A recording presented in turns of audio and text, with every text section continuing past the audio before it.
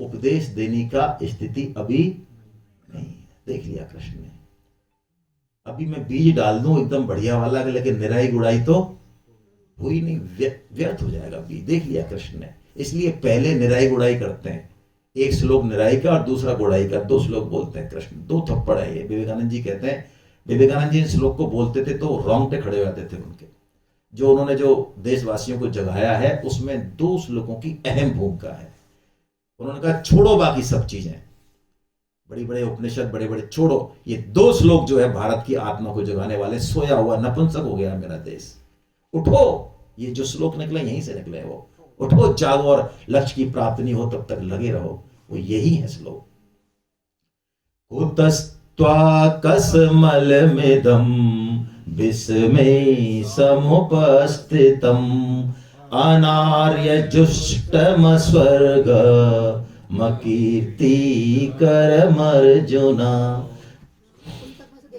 पुस्तक में से देख लें या तो क्लैब्यमास्मगम पार्थ नैतत्त्वयुपपद्यते क्षुद्रम हृदय दौर्बल्यम त्यक्तोत्तिष्ठ परन्तप। 2 चीजें कही भगवान ने अर्जुन को, है ना, और उन 2 चीजों को कहने के बाद भगवान ने आदेश दे दिया। भगवान ने कहा तू जो चीजें बता रहा है लॉजिकली किसी के लिए भी ठीक नहीं है, श्रेष्ठ पुरुषों के लिए ठीक नहीं है, जो स्वर्ग जाना चाहते हैं उनके लिए भी ठीक नहीं है, और जो सामाजिक सांसारिक प्राणी है जिसमें कि हम अपने आप को मानते हैं। सामाजिक सांसारिक मतलब हम लोग काम करते मान और, जैसे कई लोग कहते अरे भाई साहब क्या बात कर रहे हो, यही तो कमाया हमने, नाम ही तो कमाया है, और किया क्या है हमने जिंदगी में? अच्छा आपने नाम कमाया है, आपके नाम को हजारों लाखों सालों तक लोग याद रखेंगे, क्या बात है भाई साहब, तगड़े हो आप तो। अच्छा आपके दादाजी के दादाजी का क्या नाम था? अब वो पता नहीं भाई साहब, तो कुछ थे वो आपके, कुछ लगते थे, अरे थे कुछ, वो थे तो आप हो या बिना उनके भी आप हो। तो जो आपके अस्तित्व के लिए है, जिनसे आप हो, आपको उनका नाम रखने की फुर्सत नहीं है। और ये बिल्लड़ दास है, ये आपका नाम याद रखेंगे, ये समाज आपका नाम याद रखेगा। नाम रखे जाते हैं, याद रखे जाते हैं भक्तों के या भगवान के। मीराबाई को आज भी कोई नहीं भूलता, रैदास को कोई नहीं भूलता। जिन चीजों के लिए हमने नाम कमाया उनको कोई याद नहीं रखेगा, रह भी नहीं सकते। तो भगवान ने कहा तीनों ही कैटेगरी के लिए ठीक नहीं है। और अर्जुन, अब जो दूसरी बात कही भगवान ने, अब ये तमाचा जरा गहरा है, इससे अर्जुन की चेतना भंग हो जाती है। अर्जुन को भगवान नपुंसक कह देते, क्लीब कह देते, क्लैब्यम, क्लीब कहना। अर्जुन को जैसे महारथी को कोई क्लीब कह दे, ओहो नपुंसक, उसकी मस्तक उतार दे अर्जुन, 1 सेकंड नहीं लगे अर्जुन को, इतना बड़ा महारथी अर्जुन। उसको भगवान ने क्या कह दिया? क्लीब, नपुंसक कह के सीधा आदेश दे दिया, खड़ा हो और युद्ध कर। ये ऐसा ही है ना, हमारे कुछ जो है सीनियर ऑफिसर दिख रहे हैं मुझे, जिनके साथ हमने भी काम किया। ये ऐसा ही है कि आप जो है अपनी कोई बात लेके जाओ के साथ, देखो अब ये है एक जरूरी काम था, वहां शादी थी और वहां से ट्रेन पकड़नी और वहां से ले जाना और ऐसा करना है, तो इसलिए अब मैं ये काम नहीं कर पाऊंगा और मेरे को जाने दो। तो वो तो सुना ही नहीं और कहते नहीं यही करना है और तेरे को ही करना है और आज ही करना है और आउट, आ जा भाग यहां से। तो कैसी हालत हो हमारी कैसी हालत, तो हमारी सुने तो एक है नहीं, और जो हम नहीं चाहते वही काम हमको करने के लिए कह दे, तो हमारी हालत कैसी हो? वैसी की वैसी हालत किसकी होती है? तो अर्जुन झुंझला जाता है, झुंझला जाता है। और कृष्ण को कहता है कि तुम समझ ही नहीं रहे हो। कृष्ण को 2 नाम देता है अर्जुन ने गुस्से में, झुंझला के। एक तो कहता है मधुसूदन और एक कहता है अरिसूदन। देखिए गीता में जो नाम दिए हैं कृष्ण के, अर्जुन के या किसी के भी, उनके पीछे बहुत गहरा साइंस है, वो ऐसे ही नहीं है। तो अर्जुन ने 2 संबोधनों में मानो अपनी सारी बात कह दी। श्लोक तो छोड़ दें, हमें संबोधन से पूरा श्लोक आ जाएगा। वो कह रहे हैं कि आप क्या समझ रहे हो, मैं डर रहा हूं इनसे, हैं? अरे देखो तो सही, युद्ध आपने भी बहुत किए, युद्ध मैंने भी बहुत किए, आपको पता है कि मैं नपुंसक नहीं हूं, लेकिन आप देखो मेरा युद्ध किनसे है। अरे अरिसूदन, आपने शत्रुओं से युद्ध किया है, मधुसूदन आपने राक्षसों से युद्ध किया है, मैंने भी तो किया है।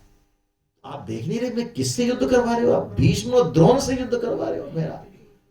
ऐसा अर्जुन झुंझला के पड़ता है। लेकिन इस श्लोक को बोलने के बाद यहां से अर्जुन प्रकट हो रहा है। अब यहां से अर्जुन प्रकट हो रहा है, और अब ये अर्जुन प्रकट होगा तो गीता चलेगी आगे, अर्जुन प्रकट नहीं होगा तो गीता आगे।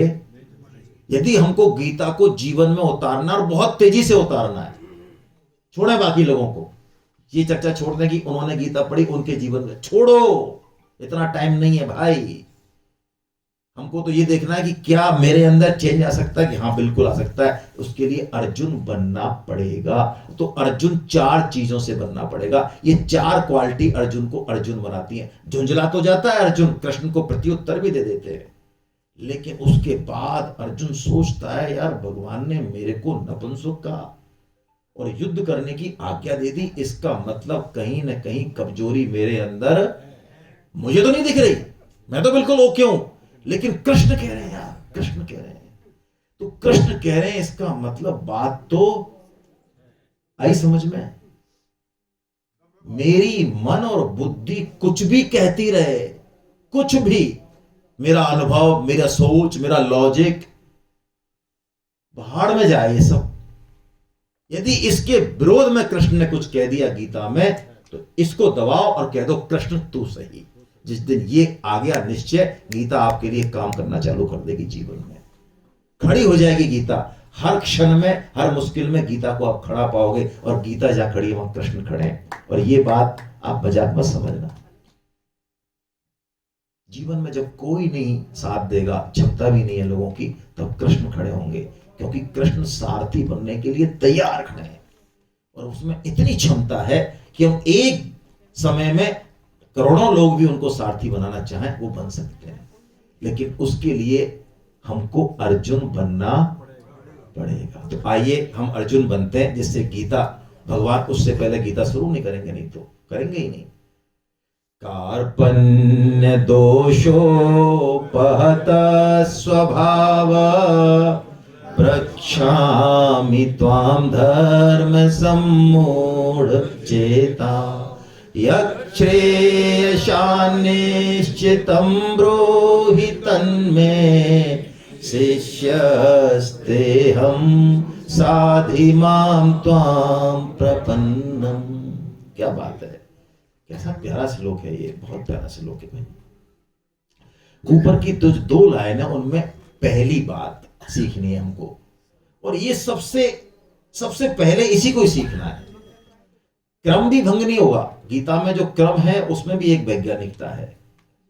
क्या कह रहे हैं, सबसे पहले अर्जुन एक्सेप्टेंस दे रहे हैं। ओहो, कार्पण्य दोषोपहत स्वभाव है। हाँ कृष्ण, मेरे अंदर कायरता है, तुम जो कह रहे हो वो बात, तुम कह रहे हो युद्ध करो और मैं युद्ध नहीं करना चाह रहा, इसका मतलब क्या करना चाहिए क्या नहीं करना चाहिए, इसमें मैं बड़ा कंफ्यूज हूं, मुझे ठीक ठीक।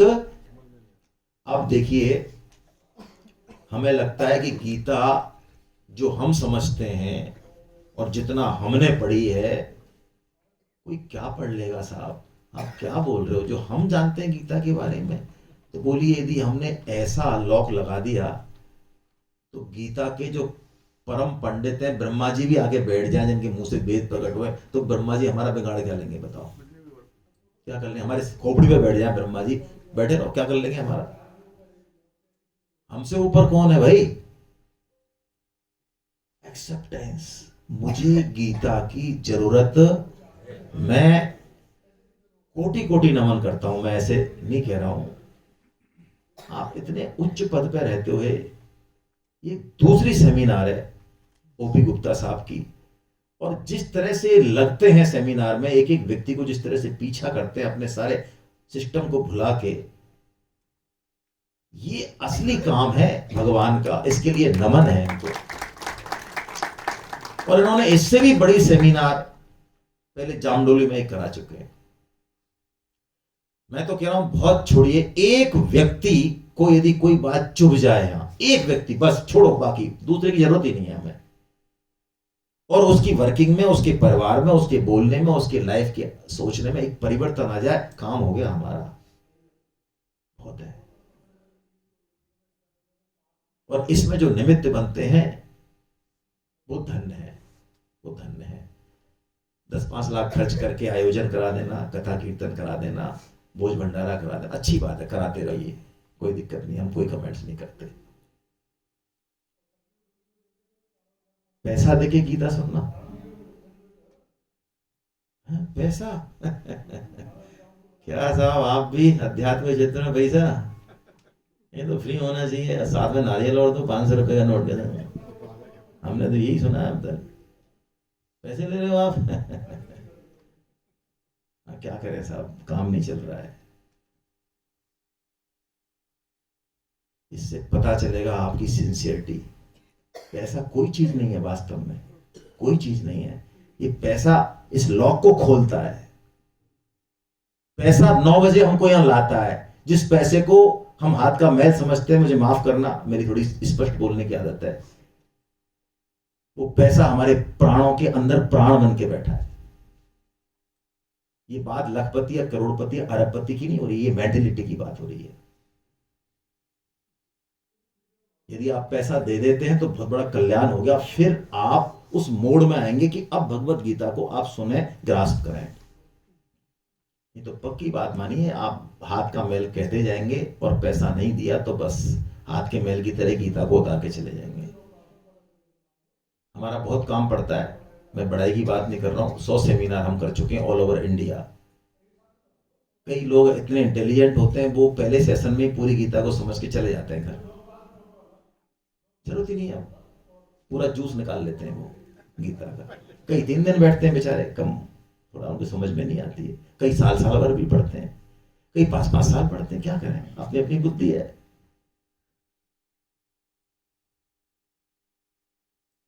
तो गीता हम 2 घंटे में समझ लेते हैं और घर चले जाते हैं। तो जो सेक्सुअल एक्टिविटीज हम करते हैं उसमें कुछ नया हो रहा है या वही रगड़ रहे हैं 40 साल से, तो उसको समझ के क्यों नहीं छोड़ देते। जो भोजन कर रहे हैं उसमें कुछ नया है, जो सांस ले रहे हैं उसमें कुछ नया है, वो नहीं छोड़ने, गीता ही छोड़नी है। गीता समझ में आ गई, इसका मतलब गीता अब सांस बन जाए, प्राण बन जाए, ये है गीता समझना। रामचरित जे सुनत अघाही, रस विशेष जाना तिन नाही। निचोड़ दिया तुलसीदास जी ने हमको एकदम से एक ही चौपाई में। यदि हमने समझ लिया कि हाँ, हमने गीता पढ़ ली, रामायण पढ़ ली, और बार बार पढ़ने की, सुनने की इच्छा नहीं हो रही है, इसका मतलब अभी एंट्री नहीं ली उसके रस का, जो उसमें रस छुपा है, जो आप्लावित कर देगा हृदय को और विवेक को, उस रस पे अभी हमने स्पर्श ही नहीं किया है। अभी तो बुद्धि के लेवल पे चल रहा है मामला। तो पहली चीज एक्सेप्टेंस। अर्जुन कह रहे हैं हाँ, मुझे जरूरत है गीता की। मैं आपको निवेदन करूं, हर व्यक्ति को जरूरत है गीता की। आप कैसा, मेरा बेटा IIT पढ़ रहा है, मरने की फुर्सत नहीं है, मैं कह रहा हूं बिल्कुल बहुत जरूरत है उसको। हाँ, IIT कर रहा है तब भी, हाँ बिल्कुल, आप पढ़ाइए, 10 मिनट दीजिए, 5 मिनट दीजिए, वो गीता क्या करेगी उसके साथ, वो आपको कल्पना नहीं हो सकती। वो उसके पूरे जीवन को, उसकी लाइफ को, उसकी सोच को, उसकी ग्रास्पिंग को टोटल चेंज कर देगी। 5 मिनट यदि आप IITian को भी गीता वाले, उसको 5 मिनट भी वो दे रहा है, मैं दावे के साथ कह रहा हूं, वो बहुत सारे बच्चों से आगे होगा। और आपको एग्जाम्पल चाहिए तो मैं एग्जाम्पल भी कोट कर सकता हूं। हालांकि ये बातें अच्छी नहीं लगती कहने में, व्यक्तिगत उदाहरण हम बिल्कुल नहीं देते। मेरे बेटे ने भी IIT बॉम्बे से किया है, लेकिन गीता में मैं आपको इसलिए उदाहरण दे रहा हूं जिससे कि आपको थोड़ा वो मिले, और कोई पर्पज नहीं है इसका। मैं आपको दावे के कह रहा हूं कि गीता से उसकी जो रैंक है, उसका जो मेंटल लेवल है, उसका जो सेटिस्फेक्शन है, वो अपग्रेड होता है, बहुत तेजी से होता है। लेकिन समस्या ये है कि अभी हमको ही जरूरत नहीं है। अब भाई साहब निकल गए 60-70 साल, अब क्या है, भगवान उठा ले, अब क्या पढ़ेंगे गीता भाई साहब, बस। हाँ, अच्छे काम कर लिए भाई साहब, हम कहते तो नहीं है, अब हमने हाँ ये किया, अब कहने की आदत नहीं है हमारी। सब रट रहे हैं, अच्छे काम सब रट रहे हैं, गाने बना के, लड़ी बना के, माला पहन रखी है, खुद सुनते हैं, दूसरों से सुनते हैं, खुद सुनाते हैं, फिर दूसरों से सुनते हैं। बड़ा चक्कर भी हुआ है बहुत तगड़ा। Acceptance first. हमको गीता की जरूरत जैसे कि भोजन की है, नींद की है, सांसों की है, उससे ज्यादा।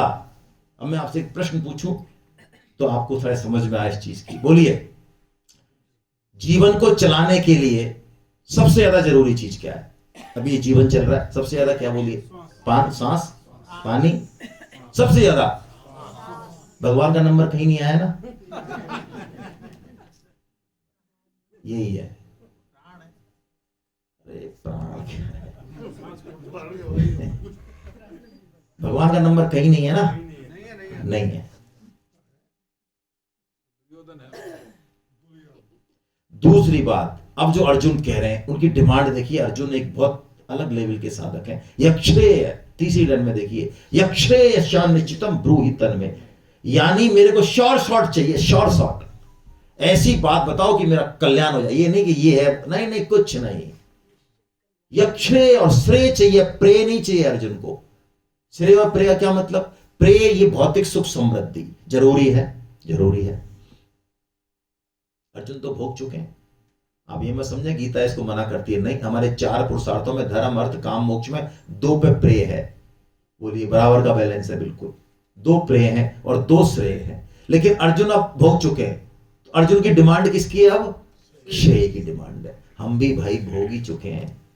अब भाई साहब अर्जुन तो भोग चुके हैं, हमारा तो अभी हमारे पास तो कुछ नहीं है।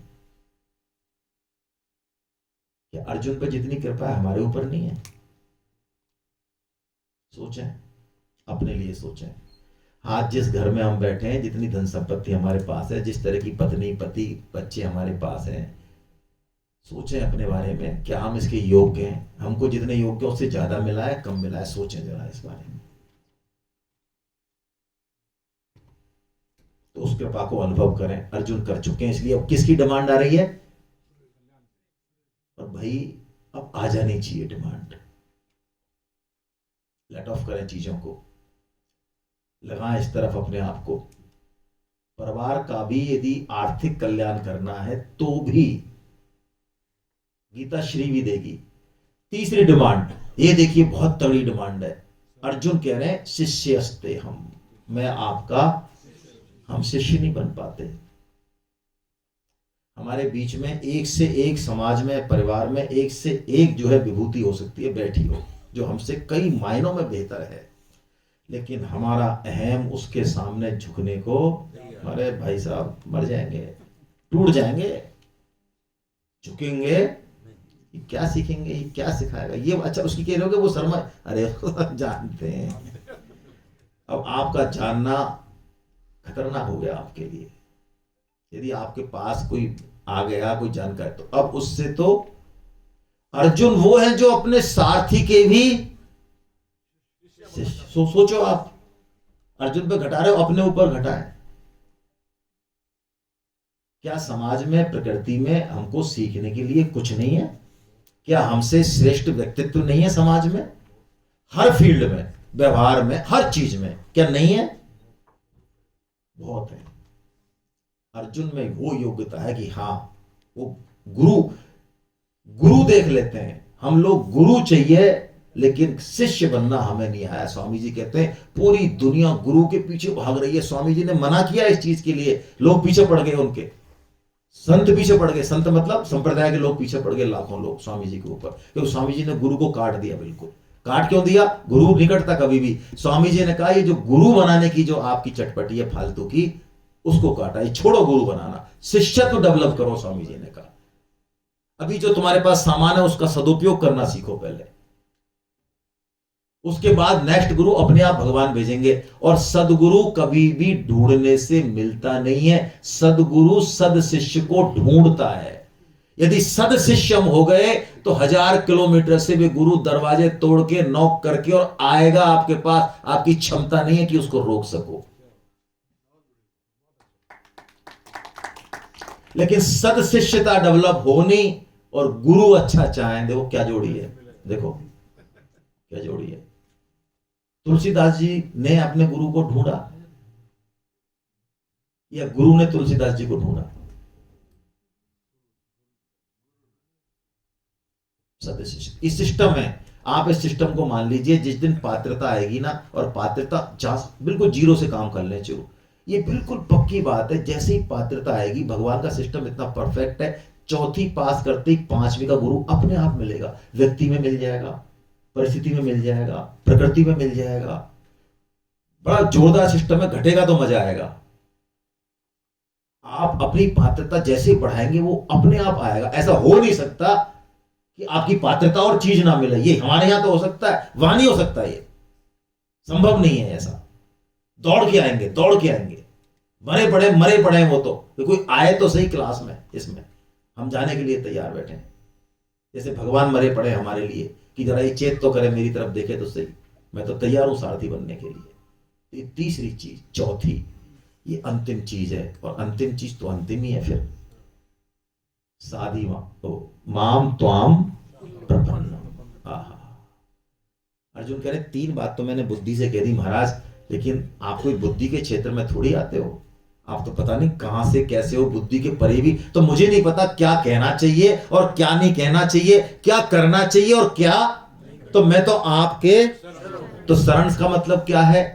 अब आप जो कहेंगे वो हम हो गए, हम आपके जमूरे हो गए। शरण का मतलब क्या है? जमूरा होना। शरण कहना बहुत आसान है, आजकल हम लोग गीता पढ़ते पढ़ते ये शरण मरण कहना बहुत ज्यादा सीख गए हैं। शरण का मन नहीं होता खुद का, शरणागत का, समझ रहे हैं?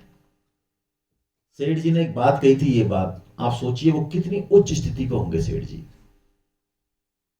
सेठ जी ने एक बार कहा था स्वामी जी से कि हमेशा हमारे मन की ही होती है।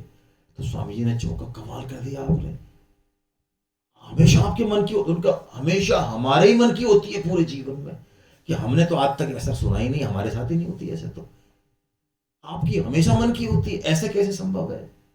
तो सेठ जी ने बताया कृपा पूर्वक कि हमने अपने मन को भगवान में मिला रखा है। जो होता है वो भगवान की इच्छा से ही हो रहा है हमारे साथ, इसलिए हमारे मन की ही ये शरणागत भाव है। शरणागत जैसे व्यक्ति होता है तो उसकी सारी जिम्मेदारी, उसके सारे दोष, उसकी सारी कमी किसकी हो जाती है? भगवान की हो जाती है। अब वो जिम्मेदार, अब इसकी जिम्मेदारी नहीं है। हाँ, शिशु भाव आ गया ना, अब शिशु भाव आ गया। अब वो कीचड़ में है तो, गंदा है तो, फ्रेंच जाने नहीं, जर्मनी जाने नहीं, कपड़े पहनने जाने नहीं, कलेश ही कलेश करता है 24 घंटे, लेकिन शरणागत है, इसलिए इसका तो लालन पालन होगा, अपने आप होगा। अर्जुन वही कह रहे, अब मुझे नहीं पता क्या करना और क्या नहीं करना, अब आप जचे जो करो, मैं तो आपके। अब देखिए, अब उपदेश शुरू होता है गीता का। यहां से अर्जुन प्रकट हो गया और यहां से अब भगवान बीज डालेंगे पहला, और पहला बीज इतना जबरदस्त बीज है। सबसे पहले भगवान ने सांख्य योग का वर्णन किया, और ये जो